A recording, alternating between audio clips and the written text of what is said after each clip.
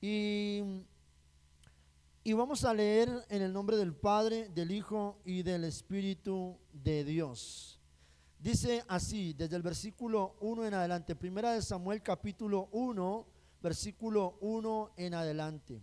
Hubo un varón de Ramataim, de Sofim, del monte de Efraín, que se llamaba como Elcana, se llamaba este hombre, hijo de Jeroboam, hijo de Eliú, hijo de Tuú, hijo de Suf y Efrateo. Versículo 2.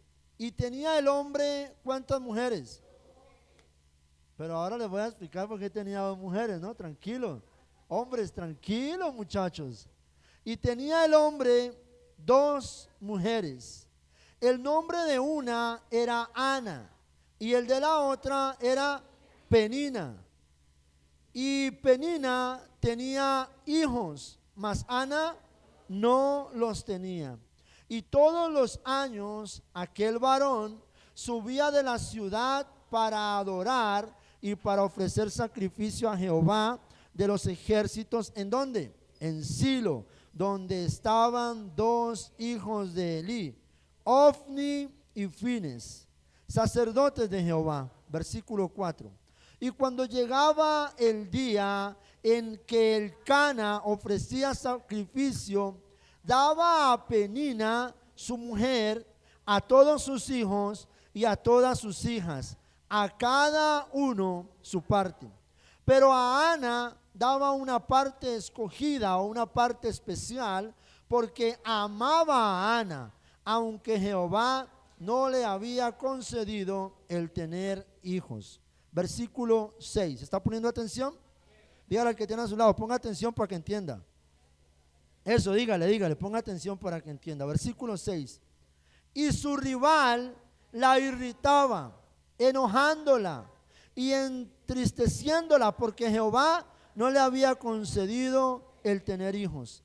Así hacía cada año cuando subía a la casa de Jehová, la irritaba así, por lo cual Ana lloraba y no comía. Versículo 8. Y Elcana su marido le dijo a Ana: ¿por qué lloras? ¿Por qué no comes? ¿Y por qué está afligido tu corazón? ¿No te soy yo mejor que 10 hijos? Y se levantó Ana después que hubo comido y bebido en Silo.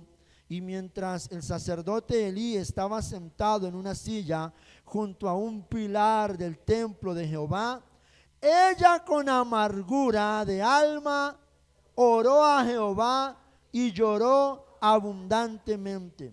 E hizo voto diciendo: Jehová de los ejércitos, si te dignares mirar a la aflicción de tu sierva y te acordaras de mí, y no te olvidares de tu sierva, sino que me dieres o le dieres a tu sierva un hijo varón, yo lo dedicaré a Jehová todos los días de su vida, y no pasará navaja sobre su cabeza. Mientras ella lloraba largamente delante de Jehová, Elí estaba observando la boca de ella. Pero Ana hablaba en su corazón y solamente movía sus labios y su voz no se oía. Y Elí la tuvo por ebria. Entonces le dijo Elí: ¿hasta cuándo estarás ebria? Digiere tu vino. Versículo 15. Y Ana le respondió diciendo: no, Señor mío, yo soy una mujer atribulada de espíritu. No he bebido vino ni sidra, sino que he derramado mi alma delante de Jehová. No tengas a tu sierva por mujer impía, porque por la magnitud de mi congoja y de mi aflicción he hablado hasta ahora. Entonces el sacerdote Elí le respondió y dijo: ve en paz, y el Dios de Israel te otorgue la petición que le has hecho. Versículo 18. Y ella dijo: halle tu sierva gracia delante de tus ojos. Y se fue la mujer por su camino y comió y no estuvo más triste. Amén. Amén y amén. Muy bien, puede tomar su lugar. Le resumo la historia para los que no entendieron, o para los que no entendieron y no van a entender después de que le resuma la historia. Les invito para que compren una Biblia y la lean en la casita. Bien, había un hombre, el protagonista de esta historia se llama, ¿cómo? El Cana, ¿sí o no? Muy bien, era el protagonista principal, el Cana. ¿Qué hacía el Cana? Cada año subía al monte a ofrecer un sacrificio, con la particularidad que Elcana tenía ¿cuántas mujeres? Dos. Pero hombres, no se me emocionen, porque la Biblia misma relata en los versículos más adelante que eran enemigas, o sea, que se irritaba la una a la otra, ¿sí o no? Penina irritaba a Ana, y los hombres a veces que nuestra esposa se irrita, nos toca buscar esconderos, ¿sí o no? Ahora imagine con dos peleando entre ellas, y algunos hombres diciendo que es que, ay, pero ¿por qué él podía tener dos mujeres? Usted no se imagina, hermano. Ahora para nosotros culturalmente nos corresponde ¿de a cuántas? De a una. Eso, Luceli, de una. Eso, Luceli está clara, eso dice la Biblia. Por tanto dejará el hombre a su padre y a su madre, y se unirá, no dice a sus mujeres, ¿ok? Sino a una, ¿ok? Nos corresponde de a una. Y para tener dos así, peleando como estaban estas, líbrame, Señor. Prefiero primero ir a la eternidad con Cristo. Escucha bien, una Penina podía tener hijos, y tuvo hijos e hijas, pero la otra, que se llamaba Ana, no podía tener. Entonces, ojo que les voy a explicar algo aquí, atención. Resulta que en el sacrificio que se ofrecía al Señor, habían ciertos tipos de ofrendas y cierto tipo de oración, de holocaustos, ¿ok? De sacrificios. Algunos de estos sacrificios consistían en que el hombre de la casa, el varón, el sacerdote, tomaba al mejor becerro, al mejor animal, al más gordito, al más sano, al más puro, subía al monte y ahí lo sacrificaba como ofrenda a Dios, ojo, y partían de esa carne, y solo el sacerdote, el hombre de la casa, le podía repartir algo de esa ofrenda, de esa carne, a su esposa y a sus hijos. Entonces lo que la Biblia enseña es que el Cana subía cada año, ofrecía el sacrificio, y de ese tipo de ofrenda partía un trozo de la grosura de esa ofrenda y le daba a comer a Penina, y le daba de comer a todas sus hijas y a todos sus hijos. Y a Ana le daba una gran parte como muestra de su amor y de su cariño. Pero Ana dejaba su parte ahí y no comía, sino que se amargaba y empezaba a llorar.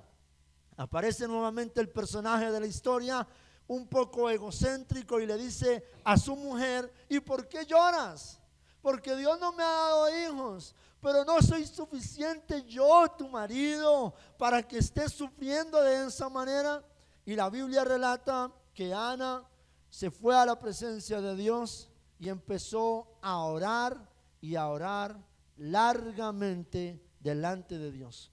Hay dos características en la postura que tuvo Ana en el altar delante de Dios, y hoy quiero compartirla con ustedes. Una de ellas es, dice la Biblia, que lloró, pero que lloró abundantemente delante de Dios por la situación que estaba viviendo. Para nadie es un secreto que las circunstancias difíciles en nuestra vida nos dejan quizá sin sabores y nos llevan a experimentar momentos de amargura, de frustración, de tristeza, de agonía, de preocupación. Es normal que nosotros, los seres humanos, tengamos que sentirnos en algún momento determinado, por dicha prueba o dificultad, cierto nivel de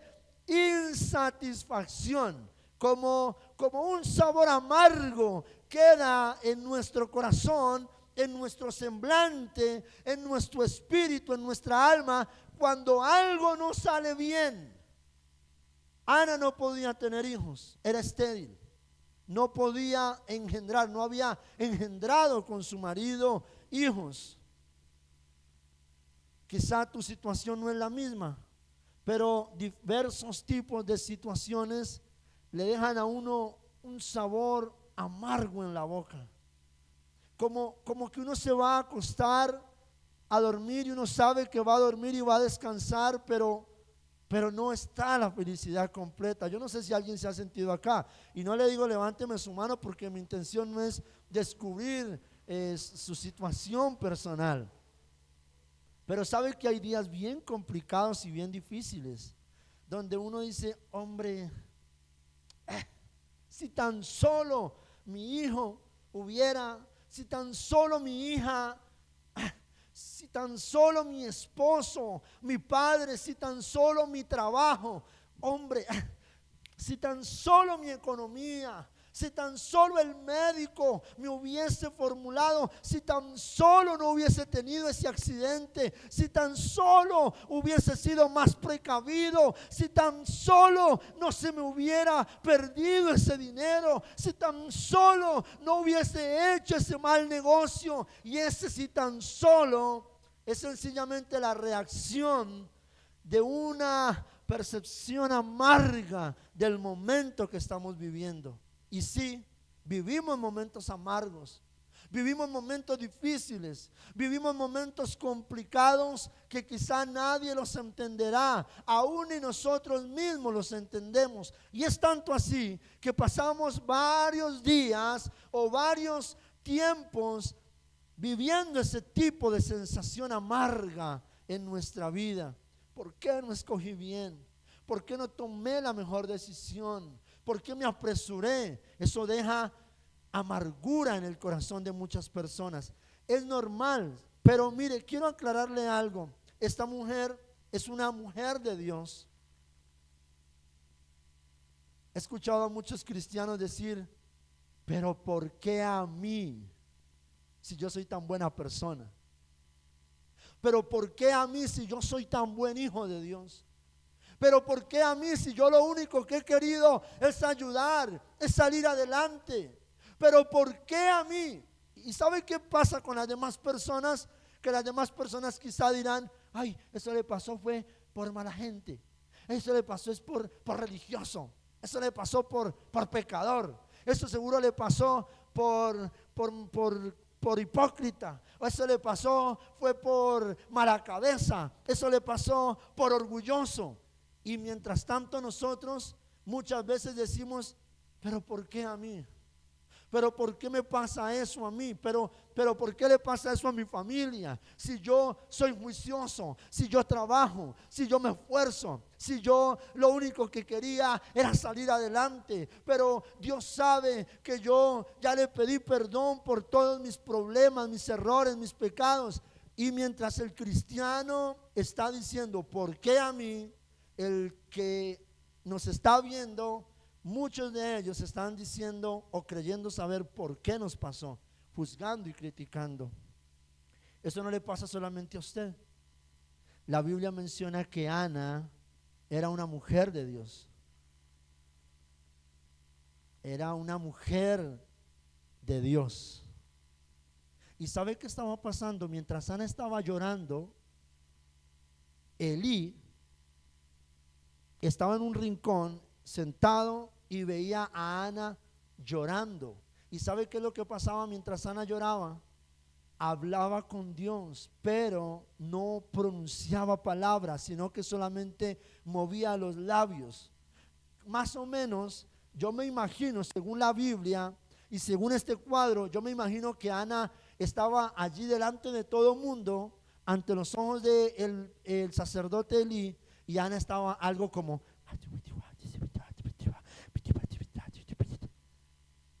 y no le escuchaba que estaba orando. Entonces, ¿sabe que le quedó fácil a Elí? Decir: Ana, oye Ana, ¿hasta cuándo vas a estar ebria? Le dijo borracha. ¿Por qué no te paras de ahí, te vas a casa y dejas que el vino que te tomaste se te pase la borrachera? Y no sabía que estaba viviendo su proceso. El que no está viviendo el proceso le queda súper fácil, perdóneme la expresión, va a sonar brusco, escupir. Al que no está viviendo la circunstancia, le queda supremamente fácil juzgar, criticar, cuestionar. ¿Sabe? Las cosas empiezan a ser un poco más entendibles cuando la gente vive en carne propia las circunstancias. ¿Se ha dado cuenta que alguien que no tiene hijos o tiene hijos pequeños critica al que tiene hijos más grandes y le dice: es que usted con su hijo debería ser así y debería ser asá y debería ser aquello? ¿Cuántos años tienen tus hijos? 3, 4, y tus hijos 20, 25 o 18. Y siempre van a: ay, es que usted lo que tenía que haber hecho. Tranquilo, tranquila, que su hijo va a cumplir 6, 7, 8, 9, 10, 11. Y cuando vaya viviendo esas etapas, entonces quizá nos volvamos a encontrar y usted me recuerda a ver si de pronto era la circunstancia. ¿Sabe que conocí a una persona que llorando, un pastor me dijo: si tan solo la gente entendiera lo que se vive y lo que se experimenta con este tipo de circunstancias, dejaría de opinar? Y no debería uno opinar desde lo vivido, debería uno ser prudente para no tener que vivir muchas cosas y no tener ni siquiera que opinar. Amén. Escuche bien lo que le quiero enseñar. Es normal que pasemos momentos de amargura, pero la clave y la diferencia está en cómo los asumimos. Ana tenía la otra mujer de su marido, Penina. Tenía la contrariedad que no podía tener hijos. Tenía ahora la vergüenza de en cada celebración del holocausto tenía que ella pasar sola. Y aparte de eso, ahora el sacerdote del momento le estaba diciendo borracha y le estaba juzgando y cuestionando su amargura y su dolor. Usted, como hijo de Dios, tiene derecho a tener momentos difíciles. Usted no está en pecado porque viva momentos difíciles. Oiga, es que el diablo es atrevido, ¿sí o no?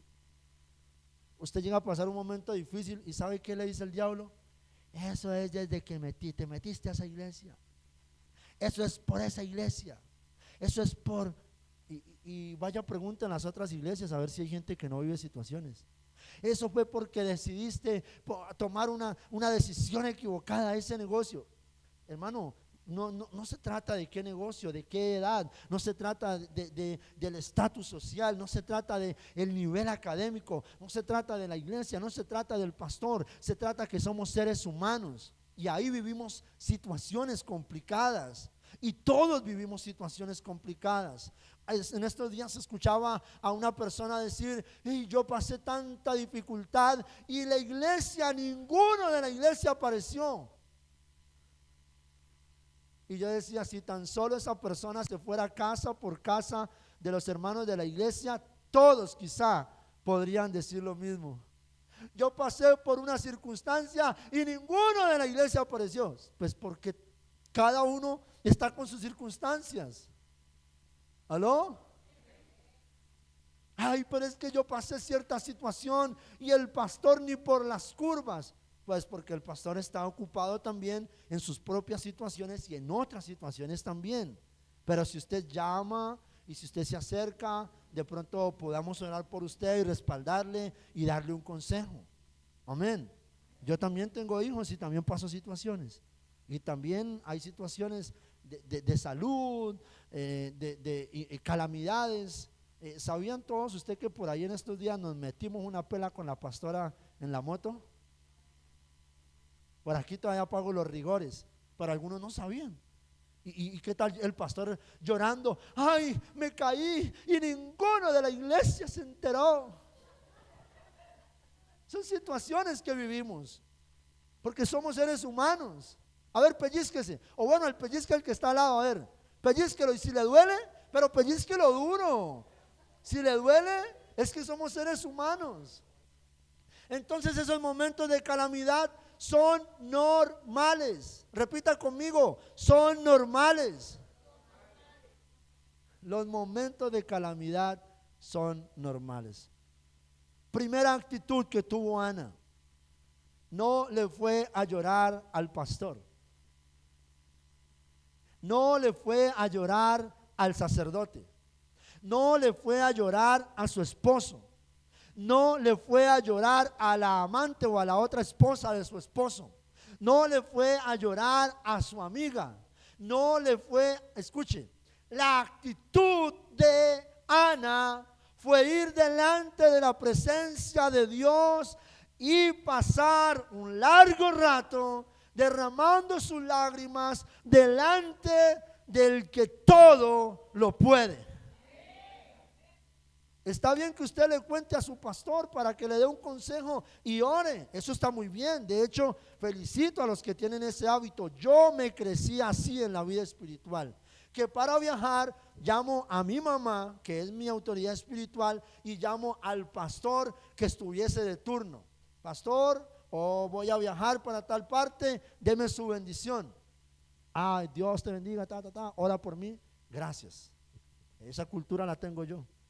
Pero por aquí hay algunos que esa cultura no la han aprendido, y si la han aprendido a veces no la practican. Pero es bueno que lo hagan, es bueno que busque siempre la oración y el consejo de un pastor.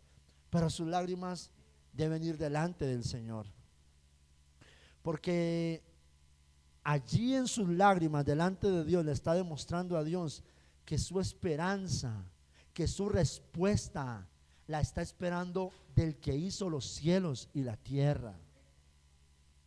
Amén.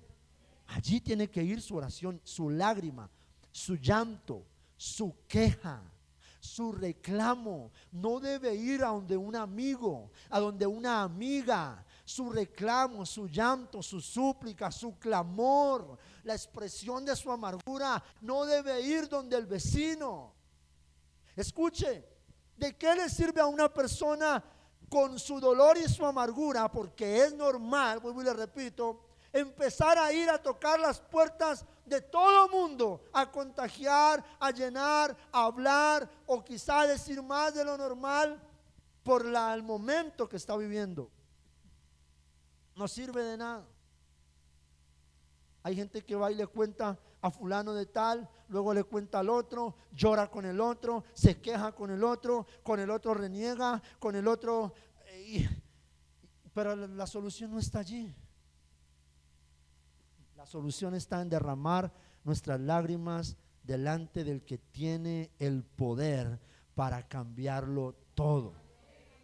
Y Ana lo entendió. Ahora, ¿sabe lo que dice la Biblia? Que Ana derramó sus lágrimas, repita conmigo y diga, en abundancia.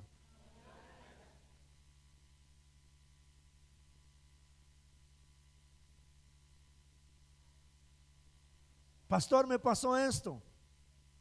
El pastor tiene dos opciones. Tres. Una, orar por la persona. Dos, darle un consejo. Y tres, confiar en Dios. Pero respóndame si no es así, ¿qué más puede hacer el pastor? Y le conté a ese pastor y no hizo nada por mí. ¿Sabe por qué no pude hacer nada? Porque no tengo el poder.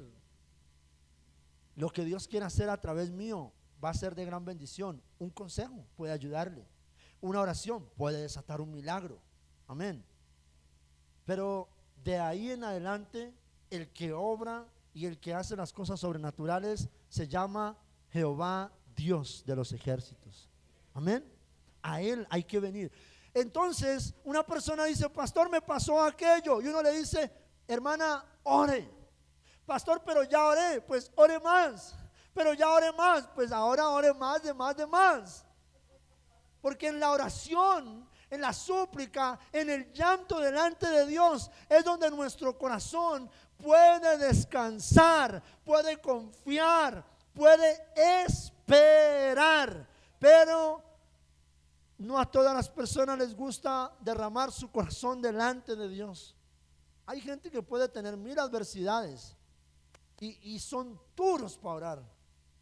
Hay gente que puede tener sueños, proyectos sin alcanzar, cosas que quiere lograr y son pero re duros para orar. Pastor, ¿de dónde saca eso? Yo fui uno de los que era re duro para orar. Yo me enfermaba, ¿sabe? Yo sufrí mucho del oído, pero mucho de niño. Mantenía en la clínica, en el hospital y todo el tiempo enfermo del oído. Mi mamá me decía, siéntese, oremos. Y yo, no, ore usted. Y ella me decía, no, de mala, y no quiero orar. Pues 2, 3 días con ese dolor. Lloraba. De niño me cogía puños del dolor. Me daba golpes del dolor. No sé si alguien ha sufrido un dolor de oído. Una cosa terrible, de locos. Eso no se lo deseo a nadie. Y 3 días y después llegaba con la cola entre las piernas, arrepentido. Mamá, bueno, oremos. Bueno, venga, oremos. Y lo más tremendo es que orábamos y Dios me sanaba. Y al tiempo otra vez, ella me decía, ore. Yo, no, ¿cuál ore? Por eso le digo que hay gente terca y dura para orar. Pero la actitud de Ana me sorprendió, ¿sabe? En su peor momento, imagínese una fiesta, todo el mundo comiendo, el hombre de la casa partiendo de la grosura de la ofrenda y dando a su familia, todo el mundo compartiendo en familia, y ella, perdóneme la expresión, era la otra y sin hijos. ¿Se imagina lo difícil que pudo haber sido ese momento? Pero ahí estaba Ana, delante de la presencia de Dios, llorando por tiempo indefinido, lágrima sobre lágrima, lágrima sobre lágrima.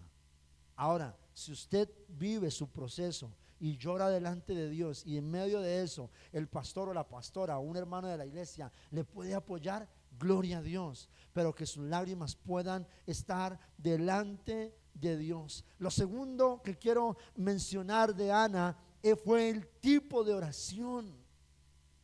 Un tipo de oración inteligente, un tipo de oración a un nivel mayor, de acuerdo a la necesidad que tenía. ¿Sabe? La Biblia dice que la oración también fue extendida. Esa oración de papito, te doy muchas gracias, papito Dios, te doy muchas gracias por este día, gracias por las bendiciones, amén. Esa oración, perdóneme ser tan crudo con usted, esa oración no nos lleva a ningún lado. Esa oración no fortalece espiritualmente a nadie, porque una oración cada 15 días y tan corta, papito Dios, gracias por este día, por todas las bendiciones que me das, amén y amén. Pero la actitud de Ana y la oración de Ana fue una oración, dice la Biblia, extensa, larga.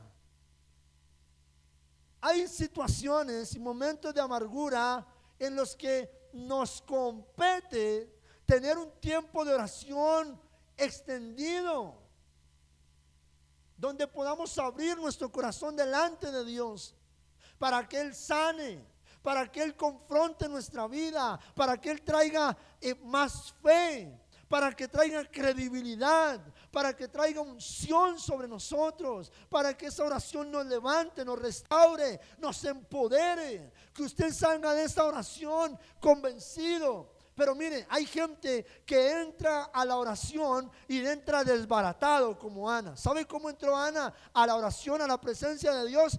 Desbaratada. Hay gente que pasa momentos tan difíciles que entra desbaratada a la oración, se arrodilla 3 minutos y sale más desbaratado que como entró, o sale igual, desbaratado, desconsolado, igual de aburrido, igual de amargado, igual de triste, igual de desesperado, igual de angustiado. Y eso no es lo que debe generar la oración. El que entra a la oración y hace una oración de poder, Una oración significativa no puede salir igual de amargado, de humillado, de triste, de rencoroso, de preocupado. No, la oración hace un efecto significativo en nuestra vida. Quiero recordarle que lo que acabamos de leer en la escritura dice que Ana, después de orar, se levantó. ¿Y sabe qué pasó con Ana? Comió del trozo de la ofrenda que le habían dado a ella, que le correspondía, y después de comer bebió, y después de beber se levantó con una actitud diferente y se fue a su casa. Todos están claros después de lo que pasó de Ana, ¿no? Todos saben lo que pasó después de Ana. ¿Qué pasó con Ana después?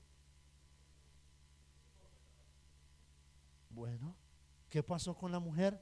Sencillamente pudo engendrar. Pero es impresionante cómo una mujer, como la Biblia la describe, con amargura en su corazón, con tristeza, con dolor, se pudo sobreponer. Usted me perdonará, pero en lo que yo acabo de leer, la recuperación y el levantar del ánimo de Ana no dependió de una persona o de una organización, dependió de su actitud y del poder de Dios. ¿Aló? Ana hizo algo más con lo que quiero ir finalizando en esta noche. ¿Sabía usted que Ana hizo un voto delante de Dios? En medio de su oración, en medio de la preocupación de su oración, hizo un voto. ¿Y qué significa este voto en este preciso momento? Este voto significa el nivel de necesidad sumado a el nivel de compromiso para suplir esa necesidad. ¿Sabe que las necesidades normalmente requieren de un nivel de compromiso para suplir las necesidades? ¿Sabe qué tiene que hacer a alguien que le dictaminen, que le den un dictamen médico de azúcar en la sangre? ¿Sabe qué tiene que hacer? Empezar a tener un compromiso consigo mismo para cambiar esa condición médica. Tiene que hacer un compromiso. ¿Sabe qué pasa con la gente que sufre de migraña? Los médicos le dan unos cuidados y la gente tiene que empezar a tener unos cuidados especiales, un nivel de compromiso para garantizar suplir esa necesidad. ¿Sabe que como hijos de Dios tenemos necesidades, pero esas necesidades deben tener un nivel de compromiso para satisfacer o para cumplir, para lograr revertir esa necesidad? Pues aquí le va esta. Ana estaba orando y dijo: Dios, si tan solo me dieras un hijo y te acordaras de mí y me quitaras esta amargura que tengo por la necesidad que tengo, yo me comprometo contigo. ¿Sabe que no es algo que todo el mundo está dispuesto a hacer? Porque la gente quiere el milagro, la gente quiere la respuesta, la gente quiere la solución, la gente quiere la bendición, la gente quiere que Dios le ayude en su dificultad, pero muchos no quieren compromiso. ¿Y sabe qué dijo Ana? Ana dijo lo siguiente: si tú, oh Dios, me suples mi necesidad. ¿Cuál era su necesidad? Quedar en embarazo. Si tú, Dios, me das un hijo, suples mi necesidad, yo me comprometo a educar a mi hijo, a apartarlo para ti, a guardarlo para tu reino, para tu presencia, y hago un pacto contigo que nunca lo voy a llevar a la barbería. Le voy a dejar su cabello largo como muestra, escuche bien, como muestra de un sello especial apartado para Dios.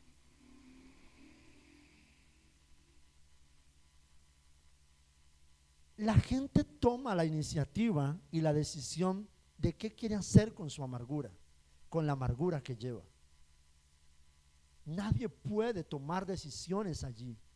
Usted me puede contar el problema más grave que pueda yo escuchar en mi vida, Y yo ahí lo único que podré hacer es orar y darle un consejo. Pero quien puede revertir esa condición es cada persona con la determinación que tenga de rendir su corazón delante de Dios, de pasar tiempo en su presencia, fortaleciendo para resistir esa prueba. Y tercero, hacer compromisos delante de Dios de acuerdo a la orientación que el Espíritu de Dios le dé, que tiene que hacer. Entonces la vida empieza a tener un rumbo diferente. Entonces la vida de Ana tuvo un rumbo diferente. El rumbo de la vida de Ana fue tan diferente que posteriormente a esto engendró, quedó en embarazo, tuvo un hijo, lo guardó para el Señor y la historia cambió para ella. Tanto así que quedó su nombre plasmado en la escritura. Las cosas empezaron a cambiar, pero tuvo que vivir su proceso, su momento de amargura. Pero en su momento de amargura, de dolor y de tristeza, no se rindió. ¿Alguien me está entendiendo? En su momento de amargura y de dolor, corrió a los pies de Dios.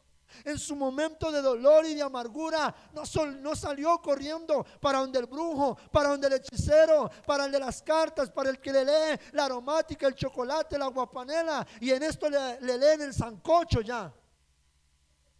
No, corriendo a la presencia de Dios.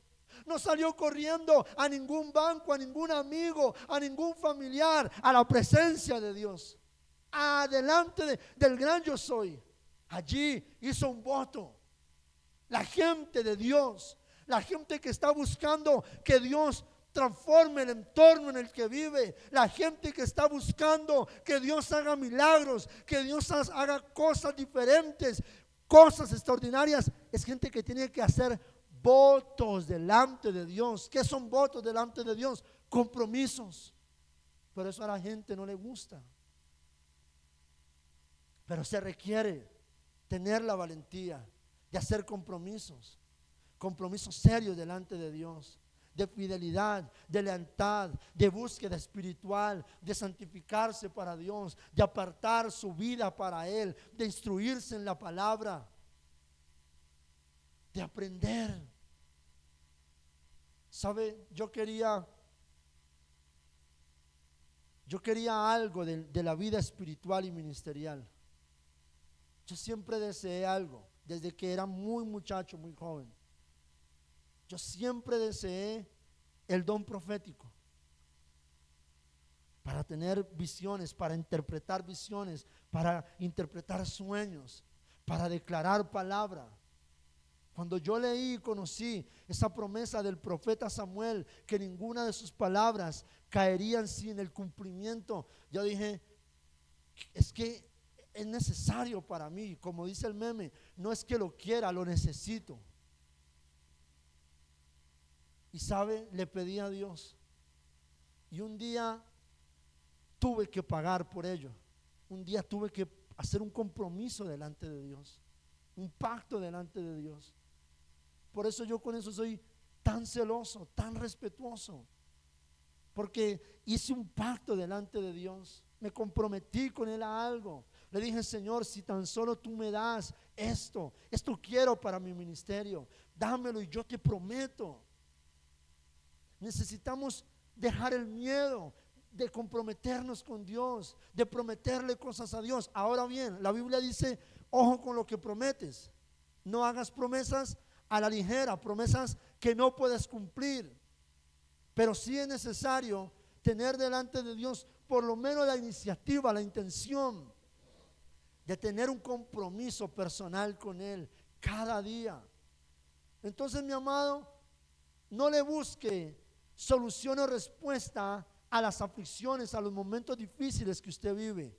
No le busque una salida diferente. No busque que las cosas se solucionen mágicamente. En Dios se puede solucionar. En Dios puede todo revertirse y cambiar en tu favor. Pero es necesario que sea conocido lo que estamos viviendo delante del gran yo soy. Amén. Con oración. Aprovecho para hacerle este llamado. Todos los sábados aquí, 6 de la mañana, abrimos para orar, de 6 a 7. ¿Sabe qué es lo más tremendo? Quiere que le diga, y me perdona ser tan crudo con usted, lo más tremendo es que la mayoría de personas que vienen a la oración son gente bendecida. Y los que más necesitan, y quizá de la iglesia los que siempre están pasando adversidad, momentos de tristeza, de amargura, de dolor, de enfermedad, de crisis con su familia, con aquello, que paran llamando, dejando un mensaje, uno siempre consejos, siempre oración, siempre buscando, y no se aparecen a orar. Y uno tiene la fe y la esperanza. Bueno, de pronto no vienen porque pues los sábados no les gusta orar, pero creamos en el Señor que de lunes a viernes les encanta y les fascina orar, y yo creo que es el deber. Pero si usted puede hacer el esfuerzo, venga a la oración de los sábados, venga y llénese de Dios, venga y fortalezca su espíritu para que el día de mañana usted pueda salir fácilmente, libremente de ese momento de adversidad. ¿Sabe? No hay nada mejor que la oración. No existe. No lo busque. No reniegue. No critique, no cuestione. No se frustre. No arremeta contra las personas. Ore. No se amargue solo. Ore. Que Dios conozca de primera mano, de su boca, el dolor que siente, la amargura que siente. Y si oraba media hora, pues ore más. Si oraba en las noches, también ore en las mañanas. Si oraba solamente los domingos, ahora ore entre semana, en el trayecto, mientras va allí en su carro, en la buseta, en la moto. Ore, ore. No hay mejor ayuda, mejor respuesta. No existe.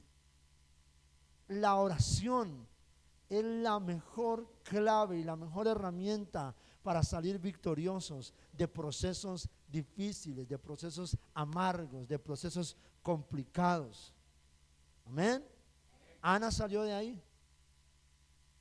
Yo creo firmemente que el Dios que ayudó a Ana te puede ayudar a ti. Amén. El Dios que ayudó a Ana me puede ayudar a mí, a ti y a los tuyos también. Amén. La oración, póngase de pie, por favor.